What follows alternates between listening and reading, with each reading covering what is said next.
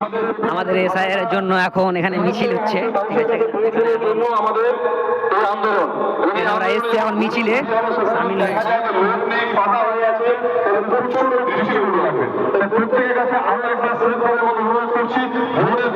এটা আমাদের মোহনদা স্কুল, এটা আমার দাদা,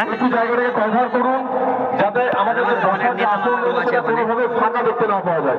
প্রত্যেকের কাছে বিনম্রভাবে অনুরোধ করছি, এই ড্রোনের ভিডিও আমাদের এরপরে হয়তো আরো কয়েক হাজার লোক আসবেন, কিন্তু এই জাতীয় সঙ্গীত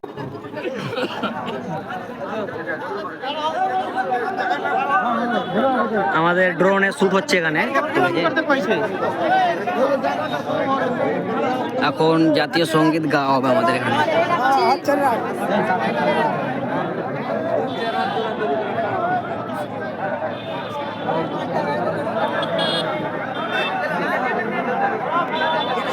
আমাদের ড্রোন ম্যান আগা দিকে আছে ওখানে। জাতীয় সঙ্গীত পরিবেশন হবে। আরে দাদার নাম নাই, এই দাদাটার নাম নাই, বুঝতে পারলে? আর বাবার নাম মানে বাড়ির সবার নাম, আমার নাম নাই নাকি? বাংলাদেশি বাংলাদেশি।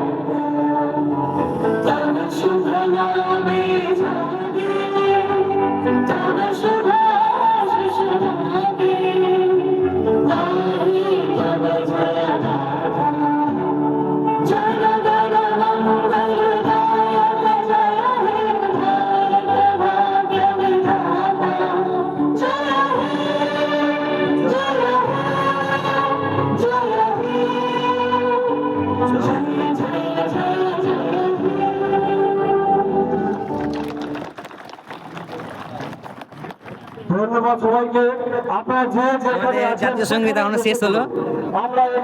দাদা তুমি কিছু বলো, তুমি কি বাংলাদেশি না ইন্ডিয়ান? হ্যাঁ, আর মাথার মধ্যে দেখতে দেখো ড্রোন ফলো করতে আয়। কাছ থেকে আমরা মাত্র 5 মিনিট করে করে, বেশি নয়, ম্যাক্সিমাম 5 থেকে 6 মিনিটের বক্তব্য পরিবেশন করবে। এই যে এসআইআর এর চক্রান্ত, নির্বাচন কমিশনের যে চক্রান্ত, সেই চক্রান্ত বিষয়ে। তুমি কি অ্যাকচুয়ালি বাংলাদেশি? তুমি আগে দেখো বাংলাদেশি, আর আমাদের ড্রোনে শুট হচ্ছে ওখানে। শুট বলতে কি এটা ভিডিও বানাতে হবে, কিছু করার নেই, বুঝতে লাগে না? এটা আন্দোলন করতে হবে। বাংলাদেশ কিছু করার নাই। আর যেটা মেন প্রবলেম ওটা কি দাদা? হচ্ছে যে ভোট ছিল, এখন নেই।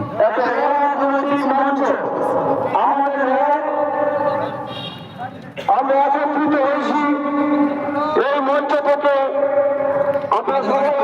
আছে ওখানে, এটা আমাদের রোড, এটা আমাদের।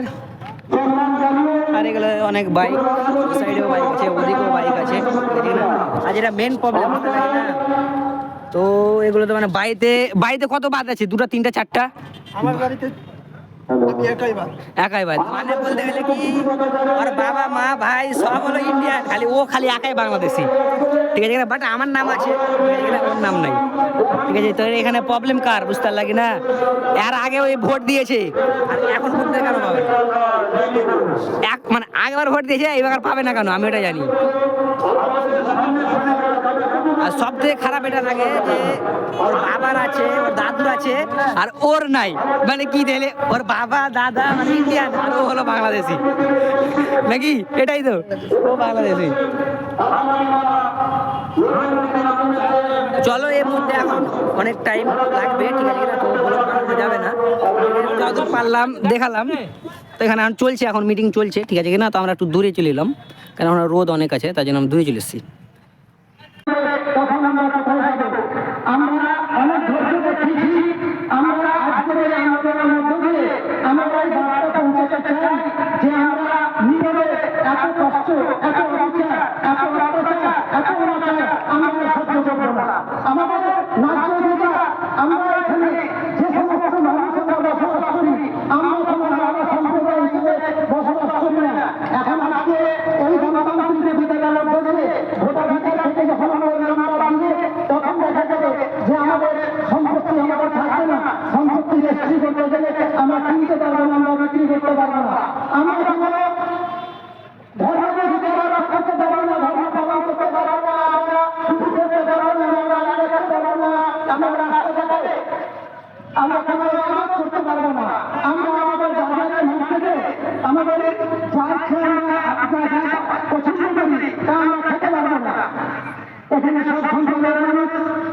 মাংস সকলে আমরা বাজারে অন্য সম্প্রদায়ের কাছ থেকে কিনি, অন্য সম্প্রদায়রা খাই। সেখানে এই পেশায় যুক্ত যে সমস্ত মানুষ আছে তারা আবার কোথায় যাবে? আমরা এখানে পূর্ববঙ্গ, আমরা ব্যবস্থাপনা আমরা স্বাধীনতা লাভের থেকে বা স্বাধীন ধরে আমরা বসবাস করছি। আমাদের এর মধ্যে কোনো বিভাজন আমরা দেখিনি, কিন্তু এই মোদী আমলে আমাদের যে দুর্গতি এই মুহূর্তে মেয়েরা আসছে এই সাইড দিয়ে, ঠিক আছে কিনা? চিন্তা করে আমাদের সচেতন হওয়ার সময় অনেক মেয়ে এসছে এখানে, ঠিক আছে? আমাদের ধৈর্যের সীমা আছে। আমরা চোখের সামনে যখন দেখছি যে মেয়েরা এই সাইডে আছে, ছেলেরা ওই সাইডে আছে। আমরা কি ভোট করতে হবে, বাট মেয়েদের জনসংখ্যা একটু কম আছে এখন এখানে, আর ছেলেদেরটা একটু বেশি আছে। কারণ মেয়েদের না আসাই ঠিক, ঠিক আছে কিনা? যে অত দূর দূর হনে আসছে আমাদের তিনটা ব্লকের লোক আসছে এখানে। এখনো লোক আসবে, দেখা যাক কত লোক আসছে এখানে। প্রতিটা মানুষের পূর্বপুরুষ ব্রিটিশ তারা আন্দোলনের সঙ্গে যুক্ত। সুতরাং আমরা আজকে আত্মহারা, আজকে আমাদের দিন এসছে। আমি একটু আগে কথা বলতে চাইছিলাম, আমাদের ঘোষক যিনারা আছেন তিনারা বলছিলেন আরে ক্লাসমেট, আপনারা আরামের জায়গাটা ছাড়ুন, একটু সামনে আসুন, কারণ আমাদের একটা সময় এসছে, আমাদের আরাম হারাম ঘুম হারাম, আমাদের শিক্ষক এটা। আহার নিদ্রা সমস্ত কিছু থেকে বঞ্চিত হওয়ার একটা সময় চলে আর আমাদের এটা সুতরাং ছোট্ট একটু আরামকে ভুলে যান। হেল্পিং ভিডিও করে আরামকে মাতিন হয়তো কেউ আজকের যে আন্দোলন, এই আন্দোলন আমাদের কঠোর প্রতিজ্ঞাবদ্ধ হতে হবে যে আমরা কোনো কিছু চাই না। আমরা এই দেশের নাগরিক। 1950 সালে যে সংবিধান রচনা হয়েছে সেই সংবিধানের মান্যতা আমাদের পেতেই হবে। এই সংবিধানের মান্যতা পেতে আমাদের যেখানে যাওয়া দরকার আমরা সেই জায়গায় যেতে। আমাদের ভারতবর্ষটা শাসন করা হয় by the people for the people of the people এর কনসেপ্টে। এখানে একটা সংবিধান আছে, যে সংবিধান মেনে এই দেশটা শাসন করা হয়। বন্ধু, এখানে যারা ইংরেজদের প্রদর্শন করেছিল, যারা ইংরেজদের গোলামি করেছিল, যারা ইংরেজদের গোলামি করার কারণে এই দেশ থেকে ইংরেজদেরকে তাড়াতে চাইছিল না, তারা অর্থাৎ আরএসএস আজকের শাসন ক্ষমতায় বসে তারা আজকে বলছে আমরা নাকি বিদেশি। বন্ধু সাথী তৈরি হন, সময় এসছে। আমরা যেমন ইংরেজদের বুকে লাথি মেরে দেশ থেকে তাড়িয়ে দিয়েছিলাম, এই আরএসএস বিজেপি আর এই গাধা কুমার এই নির্বাচন কমিশনার, এই গাধাকে আমরা দেশ থেকে তাড়াতে চাই। বন্ধু আমরা সময় নেই, এই সময় নেই যে আপনাদেরকে পাশে দাঁড়াতে হবে। আজকে এটা স্যাম্পল, এই স্যাম্পল আমরা আপনারা দেখেছেন যখন সিটিজেনশিপ অ্যামেন্ডমেন্ট অ্যাক্ট তৈরি হয়, আমি আর আবু তালি দাঁড়িয়ে প্রথম যখন রাস্তায় দাঁড়িয়ে বিলটা পড়িয়েছিলাম, শাহিনবাগে আন্দোলন হয়েছিল, গোটা দেশ জুড়ে সে আন্দোলন ছড়িয়ে পড়েছিল। ভারতবর্ষে সে আইন চালু করতে পারেনি। আমরা সে কথা বলতে চাই, এই গাধা কুমারের নেতৃত্বে আমাদেরকে বেনাগরিক করে দিয়ে এখানে গণতন্ত্র টিকিয়ে রাখবে, আমরা তা হতে দেব না। আপনারা কি চান? আমরা এই গণতন্ত্র চাই না। আমরা চাই, এই কথা বলেছিল যাদের 2002 নাম আছে, যাদের ম্যাপিং হয়ে যাবে তাদের কিচ্ছু লাগবে না। আর ওই বেটা আজকে আমাদের নামের উপরে স্ট্যাম্প মারছে, আমরা নাকি বিচারাধীন। তোমাকে কে ওই অধিকার দিয়েছে আমরা জানতে চাই। বন্ধু, সেই জানাটা আমাদের এখানে বসে থাকলে হবে না।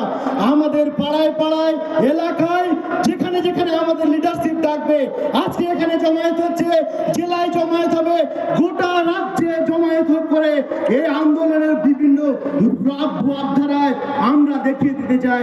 এই আগামী 9-10 তারিখে নির্বাচন কমিশনের ফুল বেঞ্চ আসছে, তার আগে গোটা বাংলার মানুষ যেন একজোট হয়ে এই গাধা কুমারের বিরুদ্ধে ঐক্যবদ্ধ আন্দোলনে টিকে থাকতে পারে। যে কথা বলে আজকে আমি কোরআন মাজিদে একটা আয়াত এখানে বলবো, যেখানে আল্লাহ বলছেন ইয়া আইয়ুহাল্লাযীনা আমানু কুতিবা আলাইকুমুস সিয়াম, যে তোমাদের উপরে রোজা ফরজ করে দেওয়া হয়েছে। কেন? যাতে করে তোমরা তাকওয়া তোমাদের অর্জন করতে পারো। তাকওয়াটা কি? এই ট্রেনিংটা সেটাই। আমাদের উপরে জুলুম করবে আর আমরা চুরি পরে আছি, ওরা জুলুম করে যাবে আর আমরা একটার পর একটা সহ্য করে যাব না। আমরা আন্দোলন করবে শান্তিপূর্ণ গণতান্ত্রিক পদ্ধতিতে, যাতে করে এই গাধা কুমারদের সমস্ত কূটকৌশল আমরা তাদের পরাস্ত করতে পারি, ভেস্তে দিতে পারি। সেই জন্য একত্রিতভাবে আন্দোলন করার আহ্বান রেখে আমি আমার কথা শেষ করছি। ধন্যবাদ আরাফাত আলী সাহেবকে। এরপরে আমাদের এখানে বক্তব্য রাখবেন, উপস্থিত হয়েছেন আমাদের এটা শিক্ষক স্যার, আমাদের আমাদের ইংলিশ নিত। শুরু থেকে উনি আছেন, বিভিন্ন জায়গাতে আলাপ আলোচনার মাধ্যমে আমাদের পাশে থেকেছেন। মাস্টারমশাইকে বলবো শুধু 3 মিনিট তার মূল্যবান বক্তব্য রাখার জন্য।